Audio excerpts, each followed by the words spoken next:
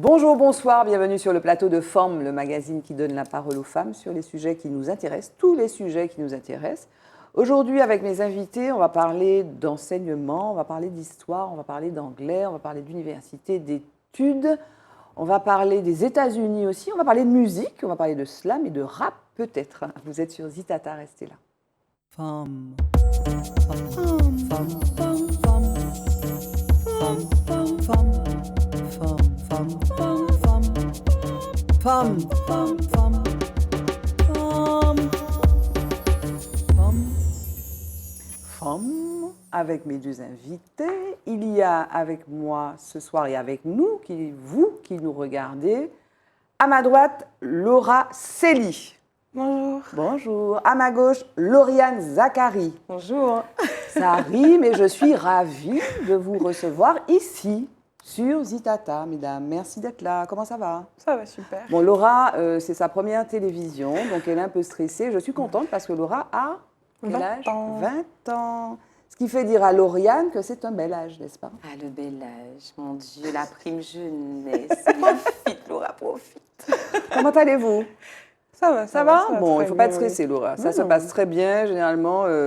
C'est très cool. On est en famille, en tout cas. Donc, merci d'être là. Je vais vous laisser vous présenter. Donc, honneur à la plus jeune, Laura. Bonjour à tout le monde. Laura Célie, j'ai 20 ans cette année. Je suis en 3e année d'études anglophones à l'Université des Antilles sur le campus de Martinique. Et puis aujourd'hui, je suis très heureuse d'être avec vous ce soir. Alors, c'est vrai qu'on insiste un peu sur l'âge. Mais qu'est-ce que ça représente d'avoir 20 ans? Mais pour moi, 20 ans, c'est un âge où on peut profiter de la vie, où on a encore beaucoup de choses à faire. C'est un âge où on peut avoir beaucoup d'expérience, voilà, beaucoup d'opportunités.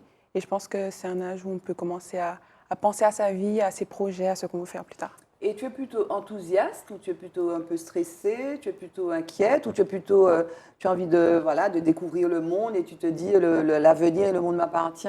Ah oui, je suis très enthousiaste, j'aime beaucoup découvrir, c'est vraiment ma passion. Donc je pense que j'ai encore beaucoup de choses à découvrir et j'ai très envie de découvrir tout ça. Voilà. D'accord. On va y revenir tout à l'heure. On va peut-être parler du contexte de crise notamment parce que tu es étudiante et j'imagine que même si l'avenir est pour toi est enthousiasmant, mais ton présent et peut-être les quelques mois qui viennent de passer n'ont pas forcément été très sympas. En effet, on en parle. On va parler de ça tout à l'heure. Lauriane Zacharie, j'ai déjà eu le plaisir de t'interviewer, mais dans un autre cadre. Absolument. Est-ce que tu peux te présenter parce qu'on ne te connaît pas, enfin tout le monde ne te connaît pas. Donc, Bien sûr. Eh bien, Lauriane Zacharie, artiste, interprète, auteure, chanteuse et professeure d'histoire-géographie, entre autres. Et un âge certain, un certain âge. Je n'en dirai pas davantage. Martiniquaise, profondément attachée à son pays et profondément ouverte sur le monde qui l'entoure. Voilà. Alors, dans ta présentation, tu commences par dire auteur-interprète, auteur-interprète, et après tu dis professeur d'histoire. Oui. C'est pas, ça n'arrive pas d'abord. Ah, j'ai d'abord été artiste. Aussi loin que je me souvienne, j'ai toujours chanté. Tous mes anciens camarades de classe, ceux en tout cas avec lesquels j'ai noué les liens les plus forts, me le disent tout le temps.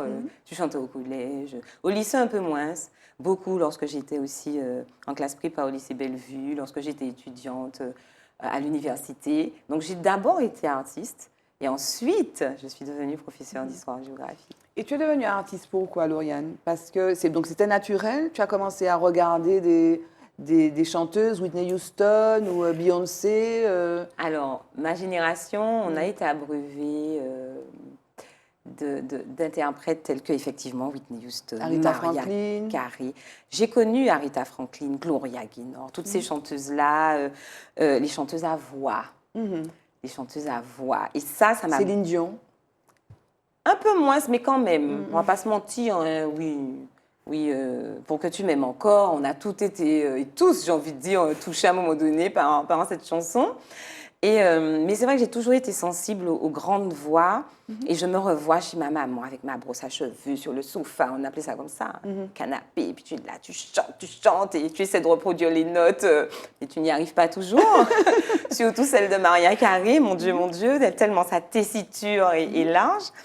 Et c'est comme ça aussi que je me suis mise à la chanson. Et puis, à la maison, il y avait toujours de la musique.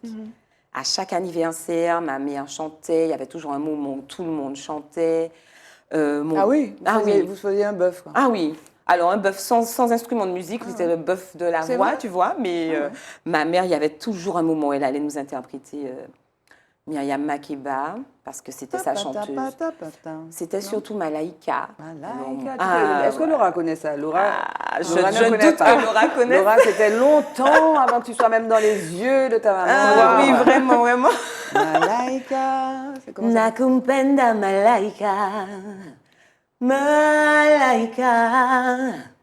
Nakupenda Malaika. Donc voilà. J'ai la chair de Maman, poule. maman c'est le biberon musical vrai. de l'enfance. Et mon père, c'est les vinyles, la platine, bien sûr Bob Marley, bien sûr Otis Redding, Stevie Wonder. Enfin, c'est ça qu'on écoute très, très souvent à la maison. Et donc, bien évidemment, Tu as baigné dedans. j'ai baigné dedans. Donc, à un moment donné, tu donnes de la voix. Et je ne me suis jamais demandé si j'allais devenir artiste. Je crois que... Tu l'étais. Voilà, enfin voilà, tu es. Ce sont des choses Mais tu as qui dit, s'imposent à toi. donc tu as dit, je vais faire mon métier, je vais en faire mon métier. Jamais. Non, d'accord. Ah, jamais, jamais. Ça a toujours été quelque chose d'instinctif et de spontané. D'autant que, bon, pour les gens de ma génération, artiste pour les parents, c'était pas tout à fait la voie vers laquelle on allait te pousser d'emblée. Il fallait d'abord avoir des diplômes, avoir une tête bien faite, bien pleine. C'était très important pour mes parents que je puisse être une femme indépendante, socialement, intellectuellement, financièrement. Et donc c'est pour cette raison qu'ils m'ont toujours poussée à faire des études. Donc tu as fait une prépa. Et alors, Oui. je dis ça pour repasser effectivement la parole à Laura, parce que, outre le fait que vos prénoms se terminent par la même lettre et que vos noms ont la même sonorité, elle a aussi fait une prépa. Exact. J'ai C'est vrai. fait des années de prépa art et lettres, mais j'étais encore en Guadeloupe à ce moment-là, à Basse-Terre en Guadeloupe, juste après mon bac scientifique. Voilà. Et toi, tu as fait une prépa de... J'ai fait une prépa aussi, lettres. Je vous dis, il y a plein de Lettres, il y a plein de noms. on appelle ça voilà, Hippocagne et Cagne au lycée Exact. Bellevue. Je crois que j'appartiens à la deuxième génération. À Bellevue. Voilà, ça venait d'ouvrir. Et ouais, Qu'est-ce que ça amène? Parce que ça me parle. Moi, j'ai jamais fait d'école de prépa. Ça amène, ça paraît élitiste. C'est vraiment, on a l'impression que c'est le top niveau, que c'est super compliqué, que c'est très dur, et puis que c'est réservé à une petite élite. C'est ça ou Laura? Enfin, c'est ça, comme c'est là qu'on m'a présenté aussi, mais c'est vrai que quand on arrive dans la classe, en fait, tout le monde est très humain. Moi, j'étais très, très amie avec mes camarades de classe, contrairement à ce qu'on aurait pu nous faire penser au début, comme quoi on était en compétition, etc. Non, non. Mais c'est vrai que la formation est très enrichissante. On a un gros volume de cours. Il y a beaucoup de cours, pardon. Voilà, on a un volume de cours assez important, on a des examens, etc. Mais là, du côté humain, on est très Mais bien. qu'est-ce qui est en jeu, en fait, à travers ces établissements-là? Alors, ce qui est en jeu, c'est d'abord un recrutement. C'est-à-dire qu'il y a une sélection qui est faite sur dossier. Donc, effectivement, on va prendre les meilleurs dossiers, les meilleurs résultats. Et puis, il s'agit généralement de jeunes femmes et de jeunes hommes qui souhaitent suivre des études plutôt longues, donc dans de grandes écoles. Donc, pour cela, il faut avoir une forte capacité de travail, de concentration, de l'endurance, parce que, comme le disait Laura, un volume d'heures de cours mais énorme.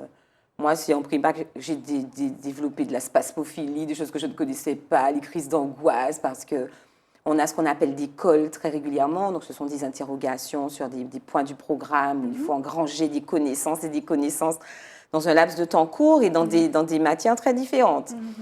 Et j'ai quand même un avis un petit peu plus nuancé. Alors, il est vrai que j'ai noué de très, très belles et solides amitiés en prépa, des personnes avec qui je suis encore amie aujourd'hui.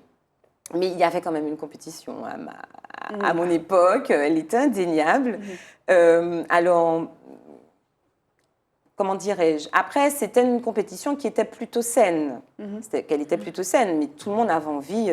Mais pourquoi la compétition ne serait pas utile ou voire souhaitable? Parce qu'on est dans une espèce, aujourd'hui, enfin, il y a une espèce d'état d'esprit, oui, non, enfin, de peut-être revoir la façon effectivement d'éduquer, enfin, de l'enseignement plutôt. on est bienveillant, donc c'est pas bienveillant, etc. Même s'il y a quand même des choses assez qui peuvent être dures aussi qui se passent dans les prépas, hein, des gens qui sont au bord du suicide, voire peut-être des suicides d'ailleurs. Enfin, je ne sais pas s'il y en a eu. Enfin, je parle en général, bien entendu. Mais est-ce que finalement la compétition, en quoi serait-ce absolument négatif ou... Je ne pense pas que la compétition est négative. Au contraire, je pense que ça pousse à mieux faire, à se dépasser. Quand on a de la compétition en face, on a toujours envie d'atteindre le plus haut. Donc, je pense que la compétition peut être saine, mais voilà, il faut qu'elle reste dans ce cadre-là, mais pas au point de vouloir se marcher les uns sur les autres ou d'empêcher quelqu'un de réussir parce que nous, on veut réussir. Voilà. Voilà, il ne faut pas empêcher l'autre de réussir. Par contre, on peut être dans une forme d'émulation. C'est ce que j'allais dire. Je préfère le mot émulation à celui de compétition, effectivement, et c'est celui que j'aurais dû peut-être employer. Mais c'est vrai que c'est bien d'être avec des gens qui nous donnent envie de grandir, d'aller au-delà de nos limites. Exactement.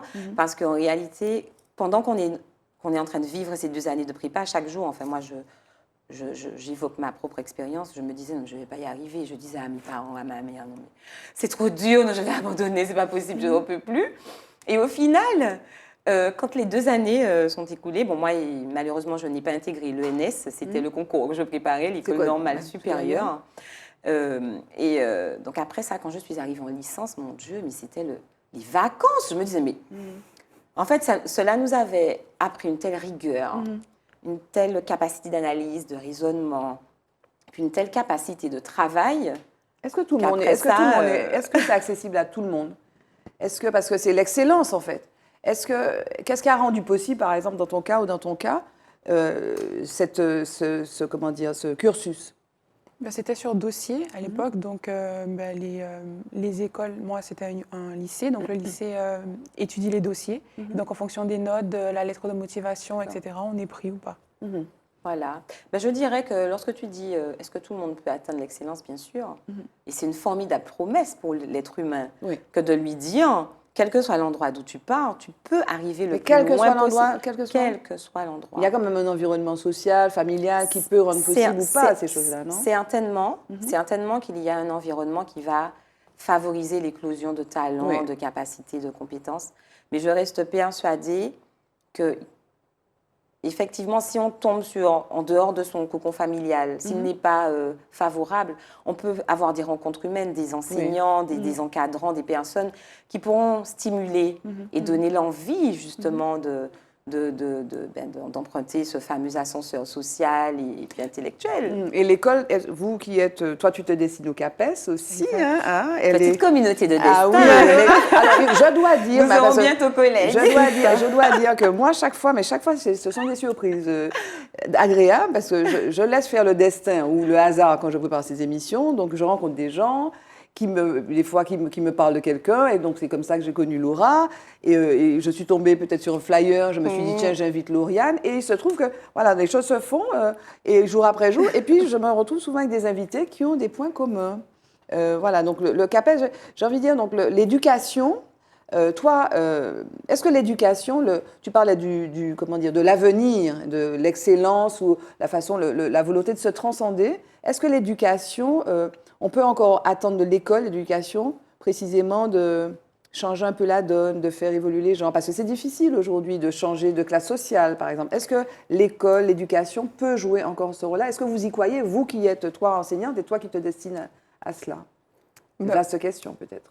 Je pense qu'on peut beaucoup aider avec l'éducation. Je pense que le travail de prof, pour moi, être professeur, c'est au-delà de seulement enseigner sa matière, c'est aussi vouloir intéresser les apprenants et leur donner, en fait, pas l'espoir, mais en fait leur montrer que c'est possible d'avancer, que c'est possible d'apprendre des choses et que c'est possible de changer l'état dans lequel on est maintenant pour mieux, on va dire. Voilà. Alors, je dirais que je sais qu'il y a des études qui ont été menées et qui montrent qu'aujourd'hui, il est beaucoup plus difficile, ça prend beaucoup plus de temps de changer de classe sociale. Il me semble qu'avant, c'était 30 ans. Aujourd'hui, c'est 6 générations. Voilà, c'était 3 générations. Mais là, c'est 6 générations. Passer d'une classe, ça a doublé. Voilà. Donc, effectivement, la mission de l'école, elle est d'autant plus difficile.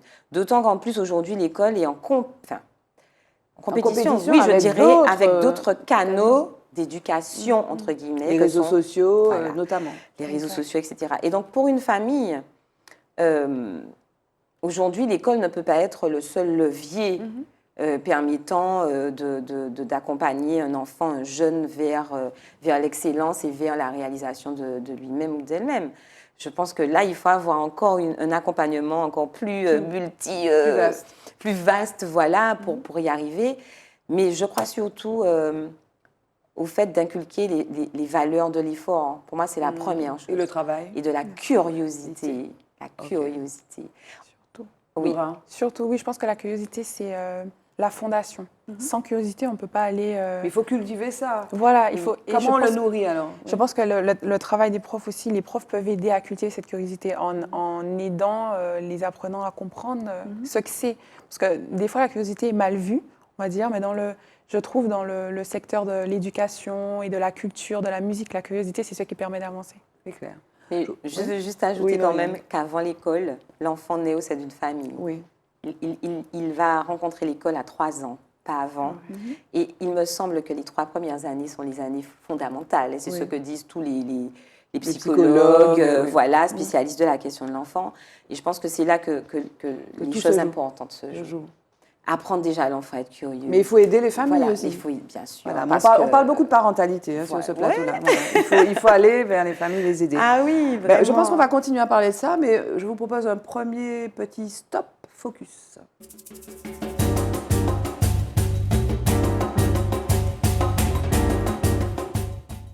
On a parlé de parentalité, donc on est toujours dans l'atmosphère, disons dans l'ambiance, dans le contexte du 8 mars, qui est la journée internationale du droit des femmes. Alors, j'ai voulu qu'on reparle de ça, parce que la semaine dernière, on en a déjà parlé, parce que ce n'est pas la fête des femmes le 8 mars, c'est la journée internationale du droit des femmes.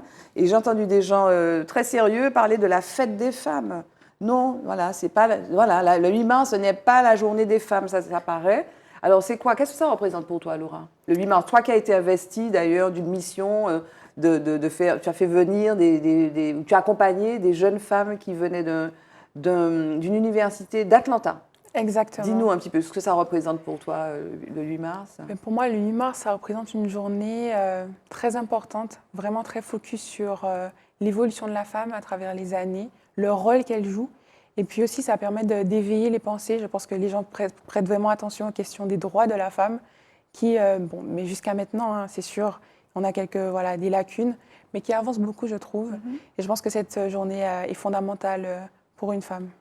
Qu'est-ce que ça représente, Lauriane? Alors, juste parce que derrière s'affiche, donc dans Focus, généralement, je fais des captures d'écran. Donc là, j'ai pris des captures d'écran qui parlaient notamment de l'initiative de la députée européenne Chrysoula Zakharopoulou, qui souhaite un plan d'action pour mieux soigner les femmes, parce qu'il y a des problèmes de disparité, des problèmes d'accès aux soins, et notamment aujourd'hui dans le monde, 214 millions de femmes souhaiteraient éviter une grossesse. Donc il y a un accès aux soins, il y a une inégalité en fait d'accès aux soins, et puis il y a des spécificités aussi qui sont liées notamment à la santé, qui sont des spécificités, disons, féminines. On a notamment parlé ici d'endométriose, notamment, qui sont des maladies qui touchent spécifiquement les femmes. Donc, qu'est-ce que ça t'inspire, cette journée? Alors, moi, c'est vrai que ça m'agace un peu de recevoir sur mes groupes WhatsApp où, voilà, la journée des roses, etc. Non, ce n'est pas le jour. Les roses, c'est généralement le 14 février.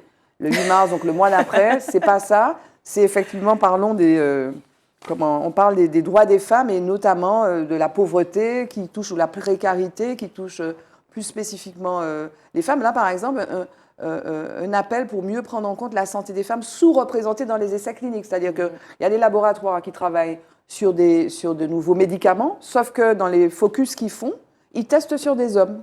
Eh bien non, sur les femmes, des fois, les effets sont différents. Il y a des effets secondaires qui ne sont pas pris en compte parce qu'on les a testés sur des populations, des échantillons, qui ne sont pas des échantillons féminins, où les femmes ne sont pas suffisamment c'est une journée, pour ma part, qui est importante. Alors, effectivement, ce n'est pas une fête des mères bis, ni une fête des grands-mères bis. Pour replacer les choses dans leur contexte, cette journée internationale des droits des femmes, parce que les femmes ont droit à un faisceau de droits, justement, elle est officialisée par l'ONU en 1975. Et l'objectif, c'est d'abord célébrer les victoires, chaque année, célébrer les progrès parcourus, mais aussi faire entendre les revendications des femmes, faire entendre tous ceux qui œuvrent pour que la condition de la femme et des femmes progressent de par le monde. Et pour moi, c'est vraiment important d'abord de se rendre compte qu'il y a eu des progrès parce que c'est vrai que souvent, on voit le verre à moitié vide. Et il faut quand même... Quels sont les progrès les plus notables? Alors déjà, c'est le fait que la femme puisse, par exemple, disposer librement de son salaire. Ça date du début du XXe siècle. Le fait qu'une femme puisse avoir accès à l'avortement, tu viens de l'évoquer, ça c'est la loi Veil, on est dans les années 70. Le fait que ce soit inscrit dans la Constitution que les hommes et les femmes sont égaux, ça date il me semble que c'est la Constitution de 1946, donc c'est le droit de vote. Alors le droit de vote c'est 44, 44. Et je crois que c'est en 1946 que c'est écrit dans la Constitution que les hommes et les femmes sont égaux. Donc on est en 2022. Je pense par exemple à la toute dernière loi sur la PMA qui permet à des femmes hétérosexuelles, homosexuelles et célibataires d'avoir accès à la procréation médicalement assistée. Donc c'est se rendre compte que le chemin était long, tortueux, mais qu'il y a des progrès. Laura, ce chemin a été fait depuis longtemps. Hein. Depuis très longtemps, mais qu'il reste encore... Il reste encore plein de champs à explorer. Quels sont les champs d'ailleurs? Ça m'intéresse. Quels sont les champs de l'égalité qu'il faudrait encore investir, Laura? Je ne sais pas. Je pense que la question du salaire ou de la représentation des femmes dans les hauts postes, par exemple, c'est une vraie question. Voilà, une vraie question à ce moment. Et d'ailleurs, c'était Madame Moïse en parlait dans la conférence. Alors, donne-nous un petit peu le contexte. Donc le 8 mars, il y a ces femmes de l'Agnès College qui sont venues. Voilà. Et donc, Madame Moïse, qui est enseignante, oui, et maître de conférence à l'université, qui est aussi présidente d'Oléron-la-Caraïbe. Non. Elle est présidente de la fabrique décoloniale. Ah oui, voilà, je confonds. Mon Dieu, je confonds. Excusez-moi, non. Et elle s'ajuste, c'est elle s'ajuste, qu'on a reçu d'ailleurs. Voilà. Et de la fabrique décoloniale, voilà, elle est intervenue. Voilà, elle a fait une conférence sur la condition des femmes dans les Antilles françaises. Et donc, elle a vraiment balayé les différentes années, comment le rôle, on va dire, et la place de la femme dans la société a évolué. Et elle est arrivée jusqu'à nos jours, les jours modernes aujourd'hui, où elle a pris l'exemple de l'université, par exemple, où la représentation des maîtres de conférence, comment il y a beaucoup plus d'hommes que de femmes dans ces hauts postes à l'université. Mais toi, spontanément, d'emblée, ce sont des questions qui te préoccupent ou dans tes relations avec tes camarades? Ou est-ce que ce ne sont pas des questions surimposées précisément à l'occasion du 8 mars? Est-ce que ce sont des préoccupations d'une jeune fille de 20 ans? Oui, mais tiens, les types, ils sont mieux considérés que les filles, etc. Non? Bien, c'est sûr que ce n'est pas quelque chose qui est tout le temps, auquel je pense tout le temps, mais il y a dans certaines... situation dans la vie de tous les jours où on se rend compte qu'être une femme, on peut être traité différente parce qu'on est une femme. Voilà. Bon, je pense on n'aura pas fini, hein. On n'aura pas épuisé le sujet. On le fait régulièrement d'ailleurs dans cette émission. Et là, petit focus spécifique sur le 8 mars. On continue avec mes invités Laura et Lauriane, juste après Mots de femme.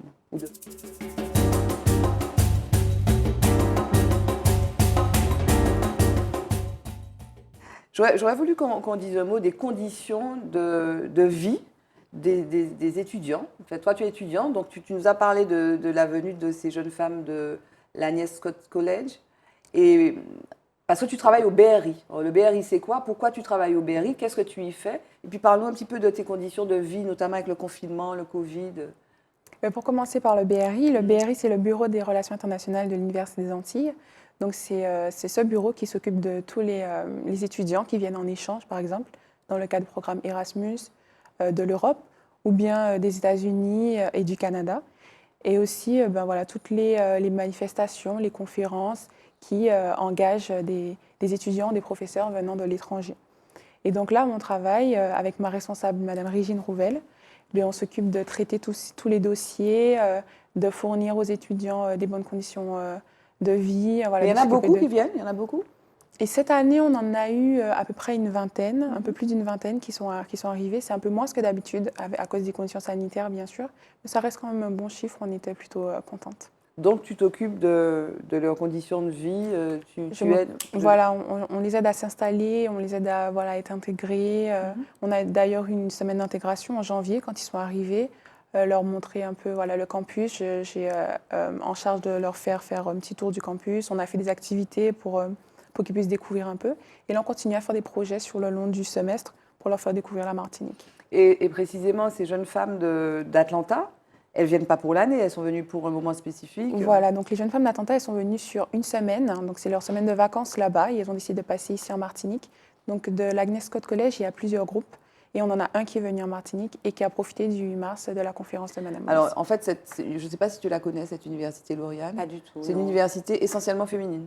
Oui, voilà. Toutes les étudiantes sont féminines. Ok. Mais pourquoi alors? Donc, elles ont un peu raconté pourquoi. En fait, on voulait en C'est inviter original, une. ça. On Oui. voulait en inviter Ah une et oui. on aurait du mal à faire l'émission parce qu'elles ne sont pas du tout francophones. D'accord. Exact. Voilà, comme on n'a pas d'interprète.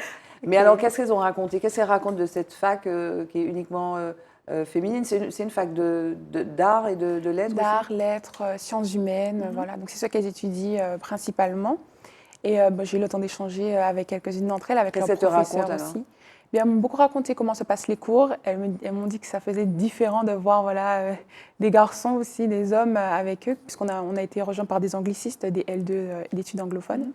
Et elles m'ont dit qu'elles apprécient beaucoup d'avoir un changement de culture, etc. Et elles me disaient que j'aurais sûrement apprécié Agnes Scott College quand je discutais avec elles, parce qu'on a vraiment les mêmes centres d'intérêt, les arts, la culture et les langues. Voilà, c'est ce qui me passionne. Est-ce que quand on est étudiant, tu travaillais quand tu étais étudiante? Oui, Tu as un petit peu. Oui, tu faisais quoi? Je faisais passer des sondages à l'IFOP. D'accord. Voilà, donc je passe des heures et des heures à appeler des gens qui parfois raccrochent au milieu du sondage et tu n'es pas payé. Voilà, il faut que tu ailles au bout du mince. sondage pour être payé, mais ça forge. Et Laura, donc toi, tu es obligée de travailler pour faire des études? Ou bien tu pourrais te passer parce que papa, maman pourraient, mais par souci d'émancipation, tu peux faire travailler? Voilà, je préfère travailler. D'accord. Mes 2 premières années, je n'ai pas travaillé. Quand j'ai fait mes études, c'était vraiment... Là, tu es en troisième année. La bourse. Voilà, j'étais en troisième année. Donc, c'était vraiment la bourse et l'aide de mes parents. Et puis là, j'ai décidé de travailler pour être plus indépendante, c'est sûr. Et aussi Oui, pardon. et aussi parce que le poste au BRI m'a intéressée tout de suite. Je me suis dit, waouh, c'est ce que je veux. Donc, voilà. Alors, tu as combien d'heures de cours? Tu travailles combien d'heures au BRI? Alors, au BRI, j'ai 52 heures par mois. Donc, ma responsable est très compréhensive. Donc, je peux arranger mes heures en fonction de mes cours. Et mes heures de cours, je n'ai pas vraiment compté, mais j'ai peut-être 4-5 cours par semaine. Et on a des CM de 2 heures, TD de 2 heures. CM, c'est quoi? CM, c'est les cours magistraux, donc où on a vraiment le professeur qui nous parle. Et les TD, ce sont comment on appelle, des tutoriels, on va dire entre guillemets. On a vraiment un échange avec le prof. Mais alors, quand même, dans le cas de Laura, si tu veux, elle est étudiante. Depuis que tu es étudiante, tu as connu quasiment que le Covid. Eh bien, mes 2 premières années en Guadeloupe, mes 2 premières années en Guadeloupe, j'ai eu la chance d'avoir du présentiel. Mais quand je suis arrivée à l'université en 2e année, ça a été rapidement en distanciel. Mais ça n'a pas changé le fait que mes professeurs ont été très à l'écoute et j'ai pu quand même... Donc c'est vraiment grâce aux professeurs oui, que ça s'est passé bien, parce que ça a été dur. Je suis admirative. C'était vraiment. c'est dur, non? C'est dur. Ouais. C'est dur, mais quand on aime ce qu'on fait, moi j'ai de la chance, je fais des études parce que j'aime, pas parce que je suis forcée. Quand on aime ce qu'on fait, qu'on a des professeurs à l'écoute, qu'on a des programmes intéressants, ça se passe bien. Très bien. Bon, on va faire le lien sur la musique quand même. Ben oui, un quand petit même. peu la musique. Donc alors, Enfin. moi je me rappelle, Lumina, tu as obtenu un prix SACEM. J'avais oublié en lisant ta bio que tu avais fait un télécrochet aussi. J'en ai fait 2. Tu en as fait 2, Zoukamine et Popstar. Oui, Popstar, c'était le Popstar de Pokora. exactement. Non, tu étais trop jeune. Est-ce que tu étais née, Laura? C'était Non, je rigole. quand ça? C'était Oh, quand? Popstar, ça doit se faire, je pense, on est en 2000. Ah mon Dieu. Bon, bref, Qu'est-ce que c'est trop loin pour qu'on fasse ça. c'est loin. Mais trop c'était loin. quoi la chanson? Tu as interprété Écoute-moi, ils sont venus faire le télécrochet, c'était au Palais des Congrès de Madiana. Et je me suis dit, bon, Lauriane, si tu veux qu'on te prenne, il faut que tu chantes du Johnny Hallyday. Ils sont tous fans de ça. Qu'est-ce que tu as chanté? Et je chantais toute la musique que j'aime. Toute la musique que j'aime. Elle vient de là, elle vient du blues. Voilà ce que j'ai chanté. Et alors? Et là, je vois le jury, parce que j'arrive, je me rappelle, j'avais de longues tresses, un petit bandana, tac, tac, tac. Et là, je chante et ils font... Et voilà, et donc après ça, on m'a appelée pour me dire, voilà, Lauriane, tu pars à l'atelier. Nous sommes partis à Chamonix, au pied du Mont Blanc. Et puis voilà, bon, je suis allée jusqu'au quart de finale. Donc Bien, bravo. j'étais contente, oui, j'étais contente. Belle expérience, belle expérience. Alors depuis, tu as fait beaucoup d'autres choses. Et aujourd'hui, donc, tu es sur un nouveau projet musical Alors, j'écoute, tu ne veux pas trop mais il faut parler. Il faut parler un si. petit peu. Un petit peu quand même. Bien sûr, j'ai de nouvelles chansons que je souhaite bien, partager avec le public le plus rapidement possible. Donc, j'y travaille. Et puis, j'ai repris depuis peu le live après des mois et des mois et des mois de privation liés à la crise sanitaire. Tu as un groupe, hein, Lauriane? Alors, je n'ai pas vraiment un groupe, mais en tout cas, j'ai un certain nombre de musiciens avec lesquels je joue régulièrement lorsque je me produis sur scène, notamment Wilfried Bédassier à la batterie, Brice Bapté à la basse. Ces dernières années, j'ai beaucoup travaillé aussi avec Michael Marnet au clavier, ou encore Lénie Rago. Donc voilà, c'est un cercle de musiciens qui me suivent généralement et qui répondent présent. Et dernièrement, j'étais en Guadeloupe avec Guy-Marc Vadeleux, avec lequel je n'avais pas joué depuis longtemps, alors que nous avons commencé ensemble quand nous étions encore lycéens. Donc voilà, c'est comme une famille pour moi, ces musiciens-là. Et dans ta musique, tu arrives à faire le lien entre, donc, bien sûr, la musique et ton autre passion, l'histoire aussi. Et puis le créole aussi, d'ailleurs. Ah, le créole, mon Dieu, ah oui, très important pour moi. Très important pour moi parce que c'est une langue que je pratique peu dans la vie de tous les jours. Tu vois, c'est marrant, je vais prendre mon stylo parce que j'écris sur du papier. Hein. J'arrive pas à faire comme certains jeunes qui écrivent leurs chansons sur leur téléphone portable. Je n'y arrive pas, il me faut le contact avec le papier. Les mots me viennent tout de suite en créole. Alors que quand je vais m'exprimer... Tu parles français. C'est français, j'ai du mal. Et tu articules. Et j'essaye. Un peu moins, parce qu'avant, on me disait que je brodais. Ou t'es qu'à broder. À chaque fois, on me disait, mais Lauriane, arrête de broder dans la télé. Comment tu parlais? Je disais, bonjour, je m'appelle Lauriane comme Zaghari. Ça Et puis j'essayais de descendre dans les graves. Ah bon? Poser ma voix, mais oui. Donc j'essaie d'être plus en accord avec mon identité multiple. Donc, et puis, en réalité... J'aime les langues d'une façon générale. Quand je m'exprime dans une langue, j'aime bien le faire. Donc, si je m'exprime en français, j'aime les beaux mots, voilà. Et si je m'exprime en créole, je vais essayer de le faire du mieux possible. Pourquoi tu as choisi l'anglais, Laura? Laura, donc, est étudiante en anglais, elle nous l'a dit. Pourquoi tu as choisi l'anglais? Et tu vas... Oui. Oui, non, est-ce que tu vas devenir professeur d'anglais? Oui, c'est ça. D'accord. Donc, pourquoi l'anglais? Parce que je trouve que l'anglais, c'est une langue passionnante. Vraiment passionnante de par la construction, la richesse du vocabulaire. Je trouve cette langue-là passionnante. La richesse du vocabulaire? Plus que le français? L'anglais, ce que j'aime avec l'anglais, c'est qu'il y a vraiment des mots spécifiques pour des actions, pareil, spécifiques aussi. Comme en français, on pourrait dire « je vais quelque part », mais l'anglais va faire le focus sur, par exemple, le moyen de locomotion, comment on y a été, etc. Donc, il y aura des mots différents si je vais en avion, je vais en voiture, je vais à vélo, etc. Donc, j'aime beaucoup ça. Ah oui? Exact. Et comment tu dis « je vais à vélo » à l'école? Par exemple, si je vais à vélo, on va utiliser « to bike ». Ok. Voilà. Tu vas pas dire « je vais à vélo ». Voilà. I bike to the school. Exact. I bike to the school. Ok. Wow, merci Laura. I travel. I flight. Voilà. Dans une autre émission, j'ai fait quoi que je parle en anglais. Là, c'est clair que je ne vais pas parler. Tu as fait un expert. Ah oui, I fly to Moscow. Voilà, exact. Ouh là là, mais on a un bon accent, on a un bon accent. Non. Et donc tu disais que c'était plus complexe. Oui, j'aime bien. Et puis c'est plus direct, non? Aussi. Parce que tu vois, il y a des expressions quand on dit do you marry me? J'adore ça.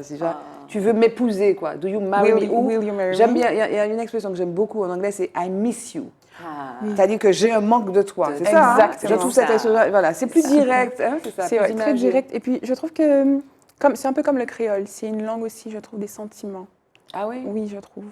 En anglais, c'est pour ça que j'ai toujours été touchée par des chansons en anglais, alors que je ne savais même pas encore parler anglais. J'ai l'impression qu'en anglais, il y a vraiment un choix de mots, il y a une émotion, quelque chose. Et j'aime beaucoup la langue. C'est quoi qu'est-ce que tu écoutes comme musique? Alors j'écoute tellement de musique grâce à mon père. Mon père est un fan de musique et du coup, j'ai toujours écouté beaucoup de musique de Guadeloupe, mais aussi des grandes voix américaines, beaucoup de jazz. C'est qui les grandes voix américaines? Aretha Franklin, bien sûr. C'est Respect. Tu chantes pas ça, Lauriane? Moi, c'est Natural Woman que j'aime. C'est ma chanson préférée d'elle. Ouais. You make me feel a natural woman. woman. J'aimerais qu'on me dise ça. C'est quoi? You make me feel You make me feel like a natural woman. Oh là là, cette chanson. Elle est trop belle, c'est Ah, vrai. c'est trop beau. Il y a vraiment des beaux textes. Et puis voilà, j'ai toujours eu beaucoup de contact avec la musique. Et les artistes guadeloupéens? Les artistes guadeloupéens, Patrick Saint-Éloi, bien sûr. Comment oublier Patrick Saint-Éloi? Je sais que mon père a une collection. C'est vrai? Depuis que je suis petite, il a tellement de chansons. Je ne savais même pas que c'était Patrick Saint-Éloi. J'écoutais des musiques. Et c'est en grandissant que j'apprends que c'est Patrick Saint-Éloi. Mais je connais le texte, je connais tout. Qu'est-ce qui te plaît chez Patrick Saint-Éloi? Parce que c'est le lover, c'est quoi? Qu'est-ce qui te plaît? Mais tout. Il y a l'aspect lover, mais il y a aussi l'aspect qu'il aimait tellement, il aimait les gens. Oui. Et ça se ressentait dans la musique. Et il n'avait pas... C'était pas quelqu'un qui avait la grosse tête. Il était toujours près de son public et il reconnaissait en fait que c'était les gens qui lui donnaient voilà, cet amour et Il y a cette une envie. douceur, il y a une douceur. Je Une dirais la douceur. poésie créole. Oui. C'est un poète. Oui. Franchement, on pourrait faire des explications de textes créoles, des chansons de Patrick Exact. Saint-Éloi. Tu as chanté, toi, Patrick Saint-Éloi? Oui, ça m'est arrivé. West Indies. Ah oui. C'est un incontournable. Ah oui, non, c'est... Voilà, je pense qu'aujourd'hui, son œuvre musicale fait partie du patrimoine, Oui. quoi, tout simplement. Oui. Incontournable. Ouais, incontournable. Et Laurent en est une spécialiste, malgré son jeune âge. Et c'est ce qui est beau. Oui, cette il y a une transmission. transmission, Il y a une voilà. transmission, il y a une transmission. Dans quelques temps, on va recevoir Jocelyne Béouard dans une autre émission, À cœur ouvert. Et c'est vrai, il y a cette transmission qui est faite. Donc, tu nous parlais de l'anglais, donc qui est pour toi une langue de la poésie. Et puis, tu écoutes, alors, quand on a préparé l'émission, tu m'as parlé de la scène urbaine aussi. Oui, il y a beaucoup de rappeurs en ce moment qui font des textes très engagés. Puis j'ai une chanson que j'aime beaucoup qui est sortie il n'y a pas longtemps, de Meryl, avec une autre chanteuse. Avec Rachel Allison, Exactement, qui Rachel. aborde la question de l'inceste. Exact. Et qui, je Très pense, belle, cette qui est chanson. très important dans le contexte où on est maintenant. Voilà. En plus, on parlait du 8 mars, des droits de la femme. Et elle fait vraiment focus sur les épreuves que les petites filles ont endurées des fois. Elles sont deux, c'est ça? En blanc, c'est pas ça? Exactement. Voilà, ouais. Exactement. Ça date un petit peu, ce clip. Je crois que ça date de l'an dernier. Voilà, oui. Il n'y a pas longtemps pour moi, c'est vrai. Je pense C'est l'an que j'avais- dernier. ouais, d'accord. Et tu m'as parlé aussi de NF et de Asakura. Alors, Asakura, il est connais? français. Ouais. Asakura, il est français. Non, je Non, connais. je connais pas. Alors, j'aime bien sa musique. Il fait quelques textes, mais c'est vrai que c'est dans le ludique. Mais on a des artistes comme PLK, Orelsan, qui ne se Orelsan. démode Ah, Moi, j'aime jamais. Orelsan, moi. Ah, J'aime Orelsan, moi. L'odeur de l'essence, c'est ça, le dernier, la civilisation. Les textes, les clips, mon Les Dieu. clips, Oh oui, là là, ouais. ouais. Il a vraiment... Mais toi, tu es très rap, en fait. J'aime beaucoup le rap. Et J'aime toi beaucoup, ouais. aussi, non? À son âge, beaucoup. Moi, je me Non, mais rappelle, là, c'était- maintenant, le rap. Alors maintenant. non, un peu moins. D'accord. Moi, j'étais de l'époque, je danse le Mia. Pas chemise ouverte, Mort chaîne, de là, rire. qui brille. Ouais, mort de rire. Non, et puis il y avait NTM. Moi, je suis de cette génération-là. Oui, NTM, oui. NTM, Oui. laisse pas traîner ton fils. connais ça, tout hein? Oui, quand même. Là, je connais. Voilà. oui. Et puis, oui, le rap français, c'était ça. Et puis moi, c'était le dancehall. C'était les débuts du dancehall avec Don Miguel, avec Lord City, Fabien. Voilà. Je pense que ça ne te parle pas beaucoup, Laura. mais bon. Si, ça me dit un peu, mais Oui, les c'était quoi débuts. C'était quoi le truc C'était non, une des chansons de Lord, ça va me De Lord revenir. City, Oui, avec Miguel, Vanessa. hein. Vanessa, c'était avec Fabien et Lord City. Oui, exactement. Voilà, voilà. Enfin, bref, bon. Caresseo. Voilà, exactement. Dans les années, ça c'était le début, Mon Dieu, 93, mon Dieu. le début de la TV, Ah, oui. notamment. Et puis tu vas parler de NF aussi. Alors, NF, c'est un rappeur que voilà, j'apprécie beaucoup. Parce qu'aujourd'hui, on va dire, c'est un peu plus compliqué de trouver des textes sains, je les appelle entre guillemets, sans trop l'explicité. De beach, etc. On va Voilà. dire le gros mot. Les c'est comme ça. certains, Sans voilà. dépasser l'hémisphère sud, là, tu Voilà, vois. voilà. Exactement. Et NF, c'est un rappeur il a toujours aimé le rap. Et quand il était plus jeune, on lui disait qu'il n'allait jamais y arriver. Et donc maintenant, c'est vraiment un très bon rappeur. Et il utilise cette plateforme qu'il a pour donner de l'espoir aux jeunes, pour leur dire, allez-y, si vous voulez, vous pouvez en fait. Et ses textes sont littéralement, mais c'est que de la poésie, pas de mots voilà, qui disturbent un peu l'oreille. Mais lui, ça. il est américain. Lui, il est américain. D'accord. Mais c'est sûr qu'on peut trouver des traductions. C'est du rap conscient, un peu Exact. militant. NF. Exact. Il est d'où? Je chercherai. Il est de... Alors, je crois qu'il est d'Atlanta, NF. D'accord, on va chercher. Toi, voilà. Et donc, toi, tu n'as jamais eu envie... Toi, tu chantes en anglais ou pas, toi? Ça m'arrive, mais c'est rare. D'accord. Toi, Oui, si je reprends des chansons, oui, mais C'est vrai que ma langue de prédilection, c'est le créole quand je chante. Ok. Et pour toi, la musique sert, parce qu'on parle de NF, donc les musiques conscientes, musique militante, la musique sert à ça aussi. À quoi ça sert la musique? Ça sert à divertir, ça sert à À éduquer? tout ça. La musique, bien sûr, hein, c'est avant tout un divertissement, mais les grands de ce monde l'ont bien compris. Ils l'ont toujours utilisé aussi pour la propagande ou pour autre chose. La musique est aussi là pour faire passer des messages, pour utiliser justement ce canal un peu ludique pour distiller avec des mots choisis un message qui peut être engagé.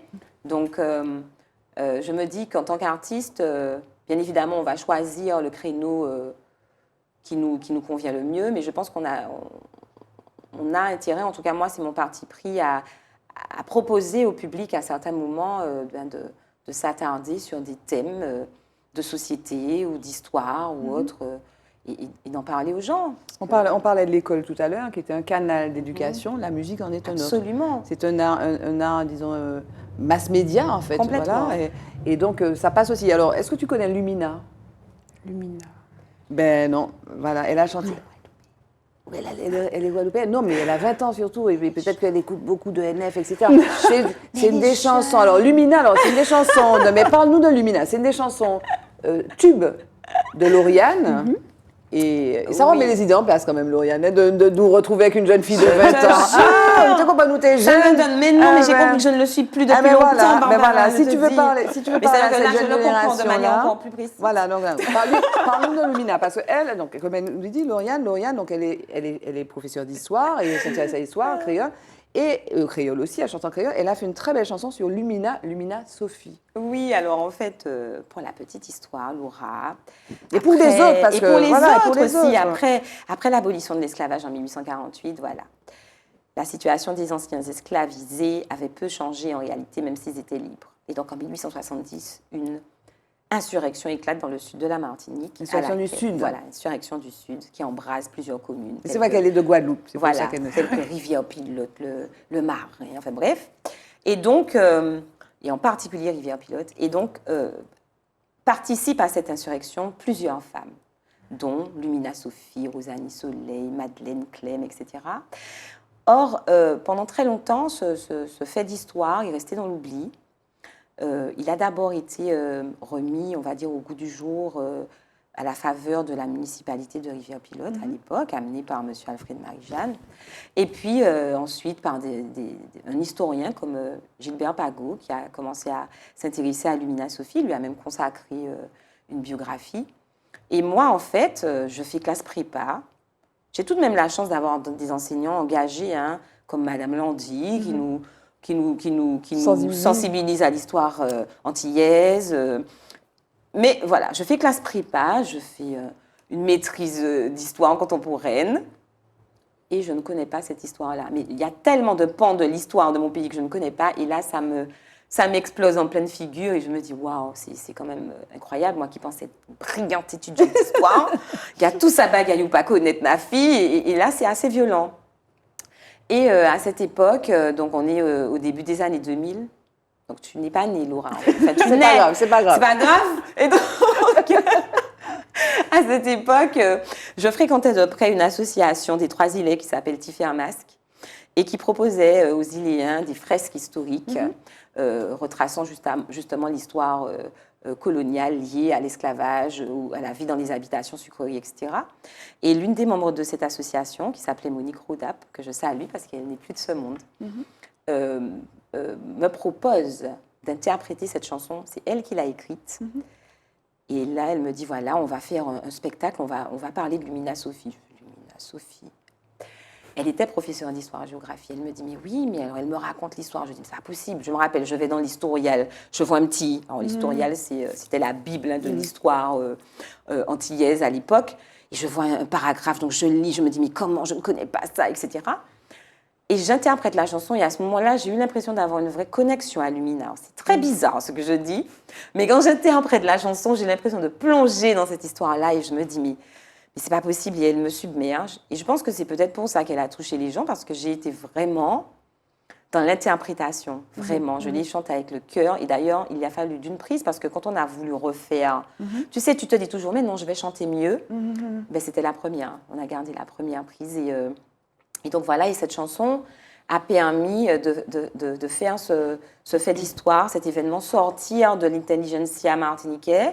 Et ça a permis à un tas de Martiniquais, de Martiniquaises vulgariser ça, voilà, de connaître cette histoire. Ouais. Voilà. Et maintenant, cette histoire arrive jusqu'à moi. Voilà. À charge pour toi de la transmettre à d'autres. En tout cas, en anglais, pourquoi pas. Please, voilà. please. Et dis-moi, Lauriane, donc, dans tes projets, enfin les projets sur lesquels tu travailles, est-ce que tu as d'autres personnages comme ça que tu voudrais sortir, éventuellement de l'oubli, en fait, dont tu voudrais parler? Alors, bizarrement, que tu voudrais chanter? Bizarrement, je pense que la situation que nous avons vécue ces 2 dernières années ne m'a pas poussée à m'intéresser à des personnes, mais plutôt à des situations. J'ai surtout eu envie de chanter dans certains titres ma Martinique, telle que je la ressens aujourd'hui, avec ses douleurs, ses failles, avec ses lumières, ses ombres. C'est vraiment ça qui m'a inspirée, entre autres. Et puis, le fait de me dire, continue à chanter cette Martinique en laquelle tu crois, avec cette langue en laquelle tu crois, même si certains te disent, mais non ma fille, fais du souk en français, tu verras, ta carrière va exploser. Voilà, ça je l'ai entendu tellement, mais c'est pas grave, c'est pas grave, j'exploserai autrement. Et je crois qu'on a chacun un rôle à jouer, une place à prendre, et c'est celle-là que j'ai envie de prendre. Super. Vous savez qu'il nous reste peu de temps. Aïe, aïe, aïe. Mais je te vois dire ça à chaque fois. Et tu sais, parce que je regarde l'émission souvent, je me dis, mais fichu, ça passe vite. Ben voilà, mais il nous reste 5 minutes. Alors, question rituelle. Mais on va montrer, alors. On va montrer. Je te laisse le soin de montrer. On va montrer, oui. Mais question rituelle quand même. Quel est l'homme qui t'a le plus influencé? Waouh. Alors, je te laisse 2 minutes pour réfléchir et moi je prends. Ce sont les illustrations. Parce que je n'ai pas parlé de cet aspect-là de Laura. On est dans la discussion. Laura, donc, c'est une jeune femme qui fait des études d'anglais, qui travaille au BRI, qui est une femme extraordinaire, mais d'autant plus extraordinaire qu'elle est aussi artiste, qu'elle écrit et qu'elle peint. Voilà, très donc beau. Des femmes. Et voilà, c'est du dessin, c'est de la peinture. Regardez comment c'est beau, c'est beau, c'est beau, c'est beau. Et ça, pour moi, c'est mon plus joli, c'est mon préféré. C'est magnifique. C'est magnifique. Alors, voilà, Laura et moi, on est copines. Mais moi aussi, c'est ma copine aussi. On est copines, c'est officiel. Voilà, donc regardez comment c'est beau. Donc Laura a ses heures perdues, et Dieu seul sait qu'elle n'en a pas beaucoup. Mais elle trouve le moyen de faire des choses extrêmement minutieuses, d'une précision, c'est d'une finesse. Ah oui. Regarde les cheveux, regarde les cheveux. Ah non, c'est magnifique. Ah non, c'est sublime. Laura, je ne sais pas si je vais te le remettre. Non, regarde, bah moi regarde. ça. Et donc l'homme qui t'a le plus influencé, Laura. Ben, je suis à un âge assez jeune. Et je pense que pour l'instant, l'homme qui m'a le plus influencé, c'est mon père. C'est papa. Tu sais, même Bien les femmes sûr. très... Arrêtez de me ressembler comme ça. Même les femmes très âgées, si tu veux, disent papa souvent, t'en fais pas. Ben oui, c'est mon père il m'a tout donné, mon père. Qu'est-ce qu'il t'a donné? Il m'a donné tout son amour, il m'a donné tous les moyens possibles parce qu'il veut me voir réussir. Il veut te voir réussir. Et il me donne tous les moyens dont j'ai besoin pour réussir. C'est lui qui m'inspire dans la vie, c'est lui qui m'a donné son amour pour la musique. Franchement, c'est mon père. Il s'appelle comment, papa? Martin. Martin. Exact. Salut Martin. Moi, j'aime bien dans cette émission. On parle beaucoup de femmes et puis à la fin, on fait toujours coucou au papa. Et très souvent coucou au papa. Lauriane, qui c'est l'homme qui t'a le plus influencé? Je ne serai pas originale. C'est ton papa. C'est mon père. Et dans tellement de domaines, il m'a influencée. Il m'a d'abord légué ce nom, Zachary, dont je n'ai pas voulu me défaire lorsqu'il s'est agi de choisir un nom de scène. Je me suis dit, je vais garder mon nom, ce patronyme auquel je suis attachée. C'est le nom de mon papa, de mon grand-père. Et mon père m'a influencée beaucoup et il continue de le faire parce que,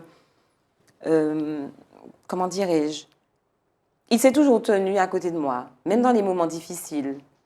Même dans les moments difficiles avec maman. Oui, les choses n'ont pas été linéaires, mes parents se sont séparés, etc. Mais mon père ne m'a jamais lâchée et ma mère m'a toujours aussi inculqué le respect de mon papa. Il m'a toujours dit, voilà, même si entre papa et moi, ça ne va pas, et nous sommes tes parents, et ça ne changera jamais, je les en remercie. Parce qu'on n'a pas toujours la chance d'avoir des parents qui nous élèvent dans le cadre de séparation comme ça. Oui, qui s'entendent, voilà. c'est très important. Et même quand ils ne s'entendaient pas, mais en tout cas, moi, j'ai toujours été choyée par mes 2 parents. Et tu vois, avant de venir à ton émission, mon papa me parlait encore, il m'encourageait dans un domaine et tout. Il me disait, mais oui, ma fille, etc. Et donc, je l'en remercie. Il est très fier de toi. Je crois. Mais tu le manifestes quand même. Oui, Bon. Et je tiens à le remercier. Ce ne sont pas des choses que je fais souvent. Je parle beaucoup plus souvent de ma maman, beaucoup plus spontanément, moins de mon père. Mais Non, mais la question, c'était sur les hommes, d'ailleurs. voilà, donc mon papa. Et si je t'avais demandé quelle est la femme qui t'a le plus ma influencée, maman, tu dirais alors ta là, maman. évidemment. Ok. D'où viennent les prénoms? Des fois, je pose la question, des fois, j'oublie. Laura, d'où vient ton prénom? C'est ma maman qui a choisi. Voilà, Parce que c'est un nom de morceau de jazz. ça, Ah oui, mais qui a été chanté par Johnny. c'est sûr. Ah oui. Mais du coup, dès que je dis comment je m'appelle Laura, on me dit c'est la Laura de Johnny, c'est ça? Non, mais c'est pas la Laura Johnny. Hein. C'est pas ça, Non, moi je Laura. pensais Nana, Laura, la la la la la la je la connais la. Et la Fitzgerald, elle a interprété Non, ça. non, c'est un morceau de jazz américain. D'accord. Oui. Ok. Ok. Je vois, Et Lauriane? Voilà. Tu sais pas, on m'a jamais raconté. Ah, tu désolé, sais mon pas. frère. Mais demande à tes parents. Je leur demandais. Lauriane. Non, je sais qu'il s'était âgé de m'appeler Gwendoline, heureusement. Heureusement Pour moi. Parce que Gwendoline Zachary, comment te dire? on a rien contre Gwendoline, mais non, moi je vote pour Lauriane. Papa, maman, vous Et avez bien fait. finalement, ça a été Lauriane, merci. Non, il était un petit peu chaud, Gwendoline, quand même. Hein? Ça fait un petit C'est clair. chaud, Lauriane. Mais je ne sais pas, maman m'a dit qu'elle aimait ce prénom. Gwendoline? Non, Lauriane. Ah, Quand elle a Lauriane, entendu ouais, c'est Lauriane, joli, elle a aimé. Et C'est voilà. vrai, c'est joli.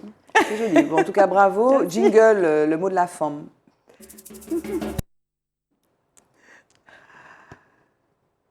Bon.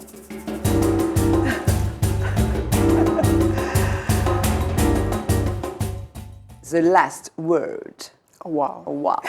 Le mot de la fin. Le mot de la Bravo, fin. bravo. Laura. Eh bien, j'ai été très heureuse d'être ici, de vous rencontrer toutes Ça les s'est bien deux. passé? Ça s'est super bien passé. Tu as pu dire, voilà, on a parlé de toi, on a parlé de Lauriane. Tu ne Exact. connaissais pas Lauriane? Non, je la Lauriane ne te connaissais pas. connaissait pas. Voilà. Maintenant, Merci on se pour connaît. cette rencontre. Voilà, merci beaucoup. Le mot de la fin. Eh bien, merci aussi, Barbara. Et puis, j'ai envie de dire que je suis heureuse de voir cette jeunesse qu'incarne Laura. Ça me donne de l'espoir. Je la trouve tellement lumineuse, tellement C'est gentil. pleine d'envie, d'ambition, saine. Et j'ai envie de l'encourager et d'encourager tous les jeunes qui nous regardent parce que la situation n'est pas facile. On sort d'une crise sanitaire, on nous parle de la guerre, on a l'impression que les horizons sont un peu sombres. mais Laura, Mais- l'avenir est sombre. Je ne pense pas. Enfin, je pense que l'avenir est sombre si on veut l'assombrir. Mais si on veut regarder le bon côté, alors on peut avancer. C'est ça, voilà le mot de la fin. C'est ça, le mot de la fin. L'avenir est sombre, mais si on veut regarder le bon côté, ça ne dépend que de nous. Exact. Voilà. On va Bravo. s'arrêter là. Merci d'être venue sur le plateau, Laura. Merci Merci de Lauriane m'avoir d'être invitée. venue. Merci à toi. On aurait encore plein de choses à découvrir Oui. de vous. Moi, je vous retrouve tous les mardis. Hein. La première diffusion de nos émissions, c'est le mardi soir sur Zitata. Restez avec nous et à très bientôt avec d'autres femmes tout aussi inspirantes et exceptionnelles. À bientôt. Au revoir. Femme.